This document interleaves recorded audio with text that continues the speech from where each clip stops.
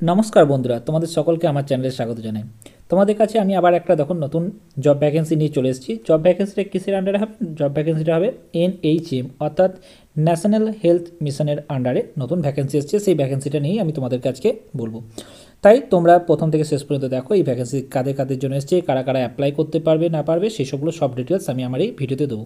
তার আগে ভিডিও শুরু করার আগে তোমাদেরকে একটা ওভারভিউ দিয়ে দিচ্ছি। ওভারভিউটা তোমরা দেখে নাও কী কী বলতে চাইছি, তারপরে আমি তোমাদের ফুল ডিটেলস দিয়ে দেবো।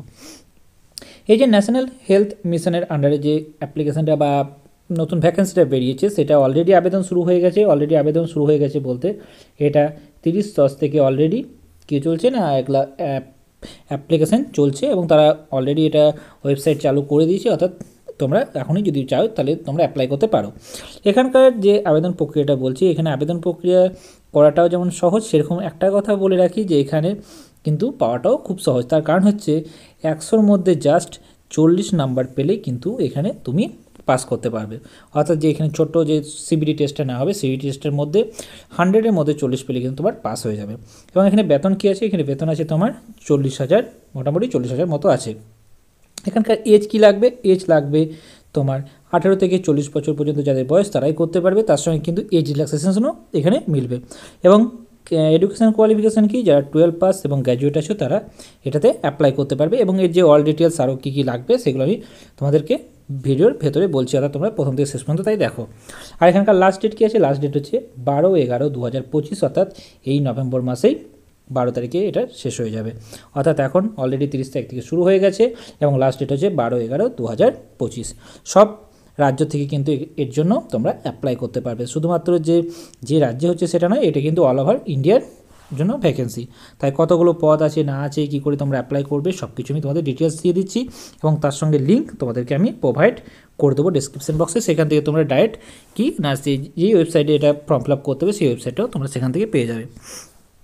আরেকটা কথা তোমাদেরকে বলতে ভুলে গেছি যে তোমরা কোন কোন জেলা থেকে দেখছো অবশ্যই কিন্তু আমাকে জানিও। তার কারণ হচ্ছে সেই জেলার তোমরা যদি সেই জেলা জানাও তাহলে অবশ্যই তাদের অর্থাৎ তোমাদের যে জেলা আছে সেই জেলার ভ্যাকেন্সি আনতে আমার খুব সহজ হবে। তাই চলো বেশি দেরি না করে আমরা আস্তে আস্তে এই যে নতুন ভ্যাকেন্সি বেরিয়েছে সেই ভ্যাকেন্সির ব্যাপারে আরও ডিটেলস জানবো। নেক্সট যাচ্ছি যেটা যে এটা কী করতে হবে। NHM আন্ডারে অর্থাৎ NHM এর আন্ডারে এটা রিক্রুটমেন্টটা হচ্ছে এবং তার জন্য এটা 2025 রিক্রুটমেন্ট। এখানে পোস্ট নেম হচ্ছে কি? Health care consultant. হেলথ কেয়ার কনসালটেন্টের আন্ডারে এটা রিক্রুটমেন্টটা করা হচ্ছে এবং এখানে নাম্বার পোস্ট কি? এখানে নাম্বার পোস্ট ভেরিয়াস পোস্ট আছে। এখানে ইন্টারভিউ স্টার্ট, অর্থাৎ ইন্টারভিউ নয়, যদিও এটা অ্যাপ্লিকেশনটা বেরিয়েছিল 24 তারিখে এবং তারপর 30 তারিখ থেকে এটা স্টার্ট হয়েছে, অর্থাৎ 24 তারিখে এরা ফার্স্ট নোটিফিকেশান দিয়েছিল এবং এটা লাস্ট ডেট ইন্টারভিউ নয়, এটা লাস্ট ডেট হচ্ছে অ্যাপ্লিকেশান যে ফর্ম ফিল আপ করবে তার লাস্ট ডেট হচ্ছে 12 নভেম্বর। এটা কী করে সিলেকশন প্রসিডিওর হবে? এখানে সিলেকশন প্রসিডিওর হবে সিবিটি এর মাধ্যমে, অর্থাৎ একটা ছোট্ট 100 নম্বরের এক্সাম নেওয়া হবে যার মধ্যে তোমাকে 40 নম্বর পেতেই হবে। অ্যাপ্লাই মোড হচ্ছে যে তুমি এখানে শুধুমাত্র এই ফর্মটা অনলাইনে অ্যাপ্লাই করতে পারবে, অফলাইনে নয়। এখানকার অফিসিয়াল ওয়েবসাইট হচ্ছে nhm.gov.in। এরপরে যেটা আছে পোস্ট নেম এবং তার সঙ্গে যে কোয়ালিফিকেশান, এখানে যে কোয়ালিফিকেশান লাগবে কি? 10th 12 এবং ব্যাচেলার ডিগ্রি হতে হবে। তার সঙ্গে যে পোস্ট আছে সেই পোস্ট হিসেবে তোমাকে তার কোয়ালিফিকেশান লাগবে এবং তারপর আমি একটু পরেই তোমাদেরকে তার কী কী পোস্ট আছে এবং তার কী কী কোয়ালিফিকেশান লাগবে জানিয়ে দিচ্ছি। আস্তে আস্তে আমি জাস্ট ওভারভিউটা একটু দিয়ে দিই। এখানে কি জেনারেলদের জন্য যে এজ লিমিট আছে, এজ লিমিট হচ্ছে 18 থেকে 40 বছর পর্যন্ত যাদের বয়স তারা এটার জন্য অ্যাপ্লিকেবল এবং ওবিসিদের জন্য 3 বছরের ছাড় দেওয়া হয়। তার জন্য 18 থেকে 43 বছর বয়স পর্যন্ত যাদের বয়স তারা এখানে অ্যাপ্লাই করতে পারবে এবং SC STদের জন্য 5 বছরের ছাড় দেওয়া হয়, তাই তারা 18 থেকে 35 বছর পর্যন্ত যাদের বয়স তারা এটার জন্য অ্যাপ্লাই করতে পারবে। এখানে কোনো রকম কোনো কিছু ফি নেওয়া হচ্ছে না, অর্থাৎ জেনারেল SC ST OBC EWSদের জন্য কোনো রকম কোনো ফি নেওয়া হবে না। এটা ফ্রিতেই কিন্তু তোমরা অ্যাপ্লাই করতে পারবে। অলরেডি এটা স্টার্টিং ডেট হয়ে গেছে, এখানে 30 তারিখ থেকে এটা অলরেডি স্টার্ট হয়ে গেছে এবং এটা চলবে 12/11/2025 পর্যন্ত। যদিও বা 12/11 হলেও এটার কিন্তু কিছুদিন অর্থাৎ 2-1 দিন কিন্তু এটা ডেট বাড়াবে, অর্থাৎ 12 থেকে ধরে রাখো যে 15 তারিখ পর্যন্ত কিন্তু এটা ডেট হতে পারে। কিন্তু তাও আমি বলবো যে যদি না বাড়ায় তার জন্য তোমরা 12 তারিখের আগে কিন্তু এটা অ্যাপ্লাই করে নেবে। এবার আসছি কি এর জন্য কী কী সিলেকশন প্রসিডিওর আছে। এখানে একটা রিটেন এক্সাম নেওয়া হবে যেটা হচ্ছে সিবিটি এর মাধ্যমে, তারপর তোমাদেরকে কী করা হবে? ইন্টারভিউয়ের জন্য ডাকা হবে এবং ডকুমেন্ট ভেরিফিকেশনের জন্য ডাকা হবে। তারপর তারা ফাইনাল মেরিট লিস্ট বের করবে এবং ফাইনাল মেরিট লিস্টের মাধ্যমেই কিন্তু তোমাকে রিক্রুটমেন্ট করা হবে।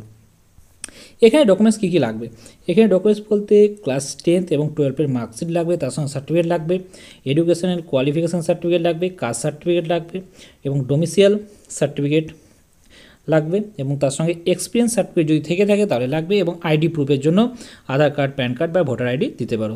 তার সঙ্গে তো তোমার পাসপোর্ট সাইজ ফটোগ্রাফ এবং সিগনেচার অবভিয়াসলি লাগবেই।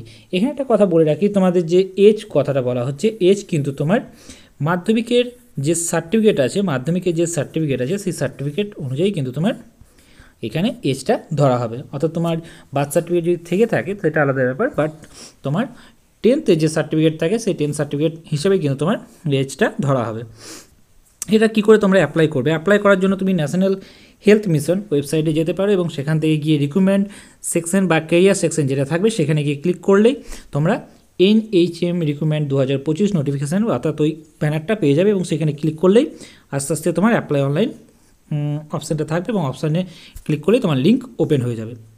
তাছাড়াও তোমরা যদি ডাইরেক্ট ওপেন করতে চাও তাহলে আমি যে ওয়েবসাইটের লিঙ্ক তোমাদেরকে দিয়ে দেবো এবং সেখান থেকে তোমরা অ্যাপ্লাই অনলাইনে ক্লিক করলে অবভিয়াসলি তোমরা ফর্মটা পেয়ে যাবে এবং অফিসিয়াল ওয়েবসাইটের PDF যদি নিতে চাও তাহলে PDF-এ ক্লিক করলে তোমরা PDF পেয়ে যাবে এবং ওয়েবসাইটে যেতে গেলে ওয়েবসাইটে ক্লিক করলে ওয়েবসাইটে যেতে পারবে। চলো আমি তোমাদের PDF-টা একবার জাস্ট দেখিয়ে দিই, যদিও বা তোমাদের সব কিছুই আলোচনা করে দিলাম। তোমরা যদি ফর্ম ফিল আপ করতে চাও তাহলে এই অ্যাপ্লাই অনলাইনে এই ক্লিক হেয়ারে ক্লিক করলেই তোমরা ডাইরেক্ট সেখানে চলে যেতে পারবে। এবার চলো তোমাদেরকে আমি জাস্ট একবার নোটিফিকেশানটা শর্ট একটু দেখিয়ে দিই। এখানে দেখো তারা দিয়ে দিয়েছে যেখানে অফিসিয়াল যে তাদের নোটিফিকেশান, সেই নোটিফিকেশানটা অলরেডি তারা বের করে দিয়েছে এবং সেখানে তোমরা দেখতে পাবে যে কত কি ডেট বা কী কী কোয়ালিফিকেশান লাগবে না লাগবে। এখানে 2025-26 অনুযায়ী এটা তারা নোটিফিকেশানটা বের করেছে এবং নোটিফিকেশানের আন্ডারে দেখতে পাচ্ছ এখানে টোটাল পদ আছে কতটি, 25টি টোটাল এখানে পদ আছে এবং প্রত্যেকটা ক্ষেত্রে কাদের জন্য কত ক্যাটাগরির জন্য আছে সবগুলো এখানে দেওয়া আছে।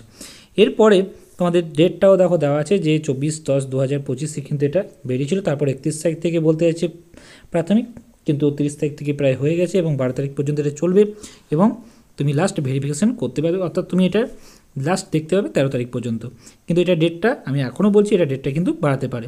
এর জন্য কী কী তোমার কোয়ালিফিকেশান লাগবে তারা বলেই দিয়েছে। দেখো কোয়ালিফিকেশানের জন্য BDS, BAMS বা BSc হতে হবে রেগুলার কোর্সের জন্য, তার সঙ্গে তোমাকে কী হতে হবে, মাস্টার্স হতে হবে বা MBA, PG diploma in hospital administration বা ম্যানেজমেন্ট, হেলথ কেয়ার ম্যানেজমেন্ট, এইসবগুলো তোমাকে কি থাকতে হবে। অর্থাৎ এই কোয়ালিফিকেশান থাকলেই কিন্তু তোমরা এটার জন্য অ্যাপ্লাই করতে পারবে। এরপরে তোমাকে কী কী যে ডকুমেন্টস সেগুলো আপলোড করতে হবে সেইগুলো লিস্ট কিন্তু তোমার এখানে দেওয়া আছে, দেখে নাও। তাই তোমরা এখানে দেখে নাও যে কী কী লিস্টগুলো তোমরা এখানে লাগবে। এখানে যেমন হচ্ছে 10th সার্টিফিকেট লাগবে এবং মার্কশিট লাগবে, তারপর 12-এর লাগবে, তার সঙ্গে গ্র্যাজুয়েশনের মার্কশিট লাগবে, এইসবগুলো তোমাদের লাগবে। হ্যাঁ, আর এখানে বয়সটা কিন্তু বলেই দেওয়া আছে যে তোমার যে মাধ্যমিকে যে সার্টিফিকেট অনুযায়ী সেই সার্টিফিকেট অনুযায়ী হবে এবং তার সঙ্গে এখানে যে বয়সটা গণনা করা হবে সেই বয়সটা গণনা করা হবে 1/1/2025 অনুসারে। অর্থাৎ যাদের 1/1/2025 পর্যন্ত, জেনারেলদের জন্য বলছি, যদি 40 বছর পর্যন্ত বয়স হয়ে গেছে তারাই কিন্তু এটা অ্যাপ্লাই করতে পারবে। 40 বছরের ওপরে হলে কিন্তু তারা অ্যাপ্লাই করতে পারবে না। এখানে পুরোটাই তোমরা দেখতে পাচ্ছ যে সব নোটিফিকেশানে সব কিছু বলে দেওয়া আছে, তাই তোমরা নোটিফিকেশানটা সেখান থেকে ডাউনলোড করেও তোমরা দেখতে পারো। এবং এখানে দেখো অফিসিয়াল ওয়েবসাইট দিয়ে দেওয়া আছে যে www.mponline.gov.in, এখানে গিয়েও কিন্তু তোমরা অফিসিয়াল ওয়েবসাইটে দেখতে পারো। এখানে একটা কথা দেখো আমি বলে দিচ্ছি তোমাদেরকে, প্রথমেই যেটা বললাম যে ইউআরদের জন্য জাস্ট 40% নাম্বার পেলে কিন্তু পাস করতে পারবে, EWS-এর জন্য 36%, 35% হচ্ছে যে ওবিসিদের জন্য এবং 30% হচ্ছে SC এবং ST-দের জন্য। অর্থাৎ এত নাম্বার পেলে কিন্তু তোমরা পাস করতে পারবে। এটা যদিও বা CBT-এর হবে, MCQ কোশ্চেন থাকবে, 100 নম্বরের পরীক্ষা হবে, সেখানে জাস্ট 40 পেতে হবে ইউআরদের জন্য। প্রত্যেকটার জন্য 1 নাম্বার থাকবে, এখানে কোনো নেগেটিভ মার্কিং থাকে না, তাই এটা পাস করা কিন্তু খুবই সহজ একটা ব্যাপার। তাই তোমরা যারা ভাবছো এটা ফর্ম ফিল আপ করবো তাহলে অবশ্যই তোমরা ফর্ম ফিল আপ করে নাও, কারণ হচ্ছে এটা একটা খুব মানে টাফ এক্সাম হবে না, যদিও বুঝতেই পারছো যেখানে টাফ এক্সামের কোনো ব্যাপার নেই, কারণ হচ্ছে নেগেটিভ মার্কিংও নেই আর জাস্ট 40 পেতে হবে। তাই তোমরা যদি ভাবছো তাহলে অবশ্যই করে রেখে দিও এবং তাড়াতাড়ি করে রেখে দিও, কারণ লাস্টের দিকে করলে কী হয় না, সার্ভার ডাউনের প্রবলেম থাকে। তাই আমি তোমাদের কাছে এরকম টাইপের আরও অনেক ভিডিও নিয়ে আসবো। যদি তোমাদের এই ভিডিওটা ভালো লেগে থাকে তাহলে অবশ্যই লাইক, শেয়ার, কমেন্ট করে দিও এবং সাবস্ক্রাইব করে দিও। Thank you.